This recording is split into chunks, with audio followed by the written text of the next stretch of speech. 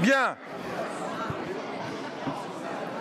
Madame la Première ministre, Madame la Présidente de l'Assemblée nationale, Monsieur le ministre chargé des relations avec le Parlement, Mesdames et Messieurs les ministres, Monsieur le Président du Conseil constitutionnel, Monsieur le Vice-président du Conseil d'État, Monsieur le Président du Conseil économique, social et environnemental, Mesdames les vice-présidentes de l'Assemblée nationale, Monsieur le questeur de l'Assemblée nationale, Mesdames et Messieurs les vice-présidents du Sénat, mes chers collègues, Messieurs les questeurs du Sénat, Mesdames et Messieurs les secrétaires du bureau du Sénat qui vous ont accueillis avec les vice-présidents et les questeurs, Mesdames et Messieurs les présidents de commission, Mesdames et Messieurs les présidents de groupe, Mesdames et Messieurs les présidents de délégations et offices parlementaires, Monsieur le secrétaire général de l'Amicale du Sénat et chers anciens collègues, mes chers collègues, Monsieur le secrétaire général du Sénat, Madame la secrétaire générale de la Questure, Mesdames et Messieurs les membres de cabinet, Mesdames et Messieurs.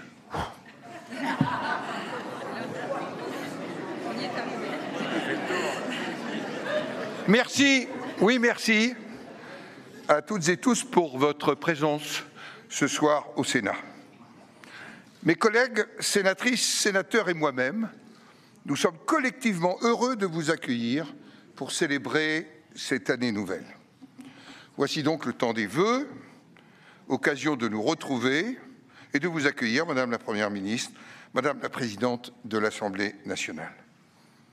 L'année qui s'achève aura été le théâtre de bouleversements géopolitiques, politiques, économiques. Elle aura été difficile entre la crise sanitaire, la poussée de l'inflation et ses conséquences sur le pouvoir d'achat de nos compatriotes et la compétitivité de nos entreprises. Oui, la France de janvier 2023 est une France qui s'interroge, qui doute parfois. Il y a bien sûr les crises conjoncturelles auxquelles nous sommes confrontés. Crise de l'énergie et ses conséquences, crise sanitaire. Il y a les réformes qui se profilent. Personnellement, je les juge nécessaires, même si certaines susciteront des mobilisations sociales et des débats passionnés. Je pense notamment pour les semaines à venir à la réforme des retraites. Il y a des réformes structurelles qu'il faut engager sans tarder. Je veux évoquer la maîtrise de notre dépense publique, l'école et notre système de santé entre crise de l'hôpital et déserts médicaux. Santé qui est sans doute l'une des premières préoccupations de nos concitoyens et de nos élus sur le territoire. Il faut maintenant redonner de l'espérance et reconstruire une relation de confiance avec les Français. Si nous posons, dans notre diversité, un diagnostic assez comparable, nous différons parfois sur les solutions à apporter et nous devons nous écouter, nous enrichir de ces différences. C'est le fonctionnement normal d'une démocratie représentative, d'ailleurs, entre majorité et opposition. La majorité doit être attentive, respectueuse des différences, et l'opposition doit être, certes, sans complaisance, mais responsable. Le Parlement débat, propose et amende la loi. Il la vote, il contrôle le gouvernement dans le respect des sensibilités qui le composent. Il est une force de proposition qui trace des perspectives d'avenir. Cette fonction de représentation, cette vitalité démocratique, moi qui crois au rôle du Parlement que la Ve République a imaginé, doivent être confortées. En juin dernier, constatant la nouvelle réalité de la représentation des forces politiques issues des élections législatives, j'ai souhaité une révolution culturelle, tant de la part du gouvernement que du Parlement, dans la manière de préparer et de conduire les relations entre exécutif et législatif. Cela s'appelle pour moi le dialogue préalable. Et cela ne préempte nullement le débat et le droit d'amendement, qui est un droit fondamental. Il faut mettre en place, je dirais enfin, et je m'adresse à nous tous, une sobriété législative. Nous légiférons trop. Nous n'avons pas toujours de réelles études d'impact. Nous n'évaluons que trop peu. Nous devons, de part et d'autre, réfléchir à cette complexité législative, à cette complexité réglementaire, devenue un empilement incompréhensible pour les citoyens et parfois quasi inapplicable pour les magistrats. Madame la présidente de l'Assemblée nationale, pour que le bicamérisme fonctionne mieux, il faut que les deux chambres, aux compétences partagées et aux rôles complémentaires, dialoguent entre elles dans un esprit positif. Je vous remercie sincèrement d'y veiller. Nous avons des débats, nous pouvons avoir des différences, mais au fond, la République nous rassemble. Le Sénat est la chambre des territoires. La France est diverse, c'est une richesse et un atout. L'initiative locale est souvent une source d'inspiration pour les politiques publiques nationales. Je crois profondément à la créativité de nos territoires. Il faut les accompagner en leur redonnant enfin de l'autonomie financière et fiscale et en respectant la liberté et l'initiative des élus locaux, leur liberté de créer, d'expérimenter, d'entreprendre.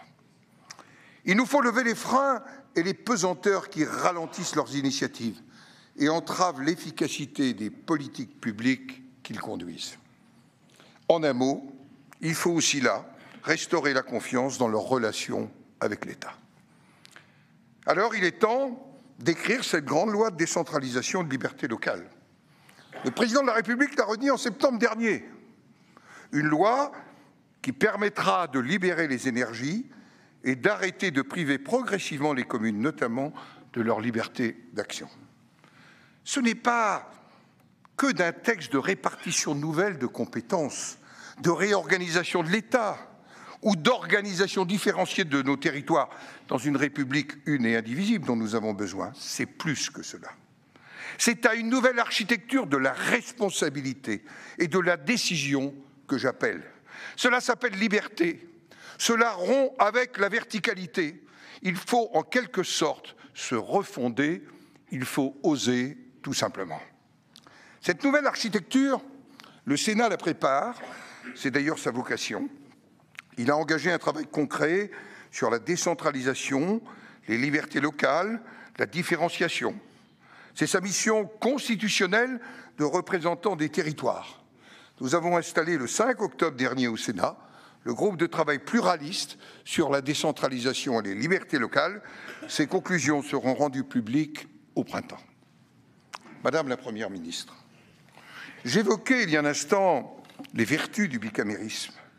Je voudrais peut-être aussi ce soir rappeler le rôle stabilisateur du Sénat dans les institutions.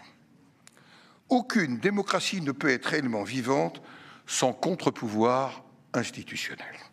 Ce contre-pouvoir institutionnel, c'est aujourd'hui le Sénat, sans doute un peu plus hors des pulsions du moment, des excès ou des confrontations idéologiques qui peuvent dénaturer le débat parlementaire. Non, je vous le dis à tous, mais vous en êtes tous persuadés, le Parlement n'est pas une ZAD. Je vous le dis extrêmement clairement.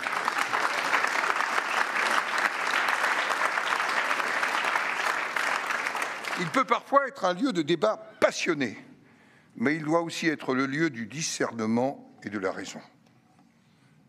Au Sénat, c'est cet esprit de responsabilité qui nous anime. C'est l'intérêt du pays, c'est l'attachement sans faille aux valeurs que nous portons et à la République. Je le répète, une, indivisible et laïque. Nous dirons oui si sincèrement nous pensons que c'est utile pour nos compatriotes, c'est utile pour la France. Nous dirons non à chaque fois qu'il le faudra. Le Sénat saura relayer les difficultés et parfois la détresse de ceux qui se sentent oubliés, ceux que j'ai souvent qualifiés de Français de la France d'à côté. Je voudrais aussi vous dire combien nous ressentons au travers de nos contacts avec les élus les acteurs associatifs la montée de la précarité. Une récente rencontre avec la présidente d'ATD Quart Monde a été pour moi éclairante, j'allais dire presque révélatrice il y a quelques jours. Nous devons y être attentifs. Si nous sommes préoccupés aussi par la qualité de l'air, attention à ce tiers de Français qui vont, dans les 3 ans, être exclus par la loi de l'accès au cœur des grandes agglomérations. Ceci me préoccupe beaucoup. Il va falloir que nous y réfléchissions collectivement. Nous serons attentifs à nos outre-mer, tout comme vous, Madame la Présidente de l'Assemblée nationale. Je me rendrai en Martinique et en Guadeloupe à la fin de la semaine prochaine. Je crois au rôle de la diplomatie parlementaire, au travers notamment de notre commission des affaires étrangères, de la défense et des forces armées, au travers de la commission pour les affaires européennes, au travers des groupes d'amitié dans lesquels nos collègues s'impliquent pleinement. Je me suis rendu depuis le mois de juillet en Ukraine, tout comme vous, récemment, en Serbie et au Vietnam. Le Sénat recevra de nouveau le président de la Rada ukrainienne le 1er février prochain, tout comme l'Assemblée nationale. L'agression de l'Ukraine par la Russie a remis en cause 2 décennies de paix et d'équilibre de sécurité collective pour l'ensemble de l'Europe. Elle a démontré à la fois le caractère essentiel de la cohésion de l'Union européenne et renforcé l'OTAN. Notre pays, dans son rôle en portant aide militaire et assistance humanitaire à l'Ukraine. Au Sénat, nous accompagnons la Rada dans la démarche de candidature à l'Union européenne. J'avoue aussi mon inquiétude sur l'évolution de nos relations avec une partie de l'Afrique et de notre présence sur ce continent avec lequel nous avons tant de liens historiques, culturels et humains forts. Je voudrais avoir devant vous ce soir une pensée solidaire pour l'Arménie et les Arméniens. Avoir une pensée toute particulière pour les Iraniennes et les Iraniens qui se battent pour leur liberté avec un courage exceptionnel.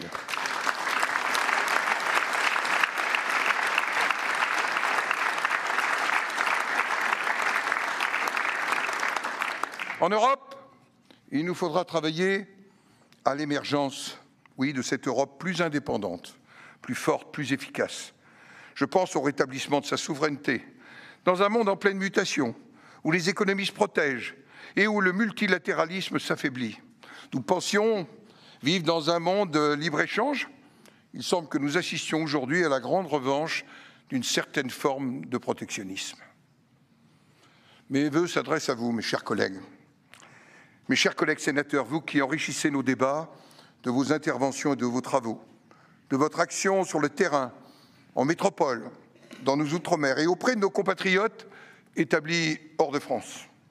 Il s'adresse à mes collègues, membres du bureau et de la conférence des présidents avec qui nous partageons le souci commun de l'institution sénatoriale. Oui, chacune et chacun d'entre vous, vous participez à cette vitalité du bicamérisme et à notre mission de représentation démocratique. Grâce à vous, l'exigence législative du Sénat a été au rendez-vous de 2022 et notre Assemblée a imprimé sa marque sur un certain nombre de textes, qu'il s'agisse du projet de loi d'orientation et de programmation du ministère de l'Intérieur, du projet de loi relatif à l'accélération de la production d'énergie renouvelable, il est en cours, et nous avons débuté le nucléaire cet après-midi, mais aussi du projet de loi de programmation des finances publiques, au point qu'il est d'ailleurs toujours en examen. Ça, si, je vous donnerai une explication. Grâce à vous, le Sénat a fait entendre sa voix lors de l'examen du projet de loi de finances, comme sur le projet de loi de financement de la sécurité sociale. Mais nous aurions dû être mieux écoutés. Madame la Première ministre, si les mesures d'accompagnement des collectivités territoriales et des entreprises, je pense notamment aux plus petites d'entre elles, sont indispensables pour les protéger de l'augmentation des coûts de l'énergie, il faut éviter les complexités d'un certain nombre de dispositifs qui les rendent trop souvent très peu compréhensible et parfois inaccessible. Permettez-moi, en ces temps de vœux, de formuler ce vœu-là, de mesures simples, compréhensibles, audibles et partagées.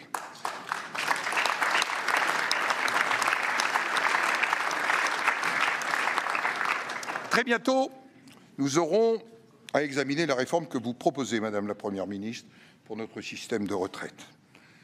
Elle ne paraît pas très éloignée de ce que propose avec constance et dans un esprit de dialogue la majorité sénatoriale depuis 4 années. Je souhaite un débat, et je le dis à tous, quelle que soit votre position, y compris depuis 4 ans sur ce sujet, qui aille au fond de ce qui est un pilier de notre modèle social.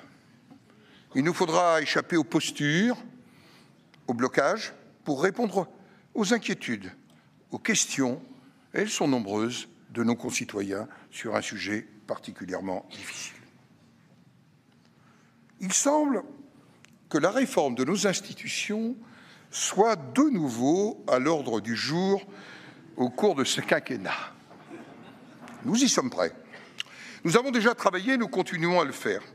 Le groupe de travail transpartisan a été mis en place au Sénat.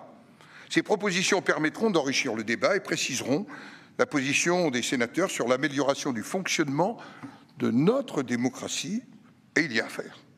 Elles présenteront les évolutions que nous jugerons utiles pour reconstruire ce lien de confiance avec les Français. Mais attention à la juste représentation des territoires et au respect de nos équilibres constitutionnels. Là encore, ne touchons pas à la Constitution au gré des émotions, fussent-elles légitimes, ou des conventions.